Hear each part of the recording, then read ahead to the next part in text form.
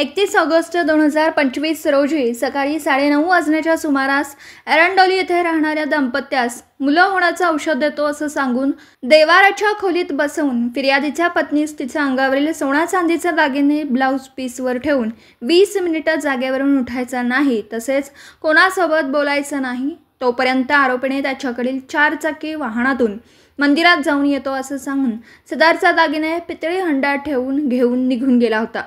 आरोपी परत न आल्याने फिर्यादीचे दागिने चोरी करून फसवणूक झाल्याचं लक्षात आल्याने त्यांनी मिरज ग्रामीण पोलीस ठाण्यास वरीलप्रमाणे गुन्हा दाखल केला होता। सदर गुन्ह्याच्या अनुषंगाने माननीय पोलीस अधीक्षक संदीप घुगे, माननीय अप्पर पोलीस अधीक्षक कल्पना बारावरकर यांनी स्थानिक गुन्हे अन्वेषण शाखेस अशा प्रकारचे मालमत्तेविरुद्धचे गुन्हे करणाऱ्या इसमांची माहिती काढून त्यांच्यावर कारवाई करून सदरचा गुन्हा उघडकीस आणण्याचे आदेश दिले होते।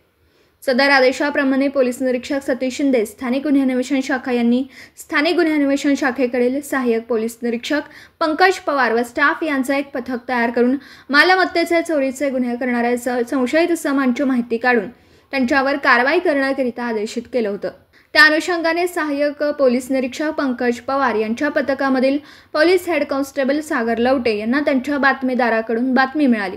सदरचा गुन्हा हा निमशिरगाव तालुका इंदापूर येथील नागेश निकम याने केला असून तो सध्या सांगली शहरामध्ये 4 चाकी वाहनातून फिरतोय। नमूद पथक हे मिळालेल्या बातमीप्रमाणे माधवनगर परिसरात निगराणी करीत जात असताना जुना जकात नाका येथे नमूद वर्णनाची 4 चाकी वाहन येत असताना दिसलं।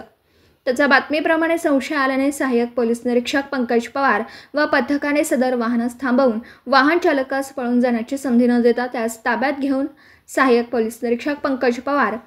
यांनी त्यास मिळालेल्या बातमीची थोडक्यात हकीकत सांगून त्याची व त्याचे ताब्यातील 4 चाकी वाहनाची पंचासमक्ष अंगझडती घेतली।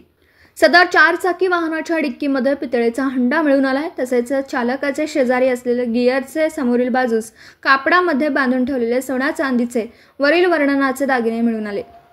सहाय्यक पोलीस निरीक्षक पंकज पवार यांनी नागेश निकम याच्याकडे सदर हंडा आणि दागिन्यांबाबत विचारणा केली असता त्याने सांगितलं की सदरचा हंडा आणि दागिने हे मी 2 दिवसापूर्वी मिरज तालुक्यातील एरंडोली गावातील दाम्पत्यास मुलं होण्याचं औषध देण्याच्या बहाण्याने फसवणूक करून चोरी केलेली असल्याची कबुली दिली।